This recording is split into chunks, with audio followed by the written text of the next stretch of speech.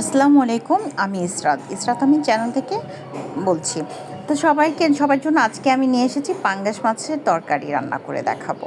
সবাই আমরা পাঙ্গাস মাছ দিয়ে অনেক রকম করে খেয়ে দেখে থাকি।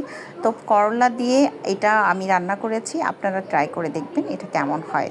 তো আমি অফ ক্যামেরাতেই আগে আদা রসুনটা দিয়ে দিয়েছিলাম, আর মাথাটাকে পেঁয়াজ দিয়ে একটু ভাজা ভাজা করে নিয়েছিলাম। আর এই পাঙ্গাস মাছের পেটে যতগুলো তেল থাকবে সবগুলো দিয়ে দিব। দেন এটাকে আমি ভুনা করে নিব, ভালো করে কষায় নিব যাতে মাছের গন্ধটা চলে যায়। তারপরে একটু পানি দিয়ে দিব। পানিটা দেওয়ার পর এটাকে ভালো করে কষায় নিব। কষায় নেওয়ার পরে এটার মধ্যে আস্তে আস্তে করে জালটাকে কমাই দিয়ে কষাবো যাতে মাথাটা একদম হয়ে আসে আর গন্ধটাও চলে যায়। আদা রসুনটা একটু বেশি দিতে হবে। দেন আমি করলা আর আলুটা দিয়ে দিব। আলুটা এই জন্য দিচ্ছি যাতে একটু ঘনত্ব হয় তরকারিটা, শুধু করলা দিলে তিতো লাগবে এই জন্য।